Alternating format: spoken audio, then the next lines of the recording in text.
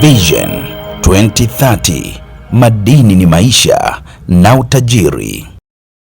Serikali kupitia Wizara ya Madini imeanza maandalizi ya kulifanya Shirika la Madini la Taifa STAMICO kuwa mwekezaji mkubwa wa uchimbaji wa madini nchini, hatua inayolenga kuongeza tija na mchango wa sekta ya madini katika uchumi wa taifa. Hayo yamesema Januari 16, 2026 na Waziri wa Madini Mheshimiwa Anthony Mavunde wakati wa kikao cha Kamati ya Kudumu ya Bunge ya Nishati na Madini kilichofanyika bungeni jijini Dodoma.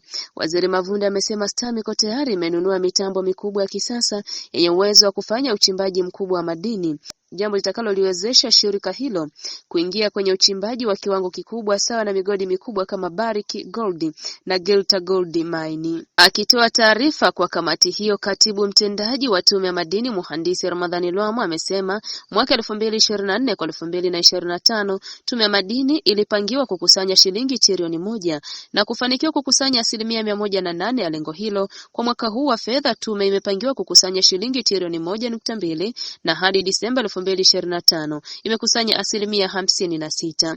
Kwa upande wake, mwenyekiti wa Kamati ya Kudumu ya Bunge ya Nishati na Madini Mheshimiwa Subila Mgalu amempongeza Waziri wa Madini Mheshimiwa Anthony Mavunde pamoja na timu yake kwa usimamizi madhubuti na ufanisi mkubwa katika kuisimamia sekta ya madini. Aidha, ameahidi kuwa kamati hiyo itaendelea kutoa ushirikiano wa karibu kwa Wizara ya Madini na taasisi zake ili kuhakikisha utekelezaji wa mipango na mikakati ya sekta hiyo unafanikiwa kwa manufaa ya taifa.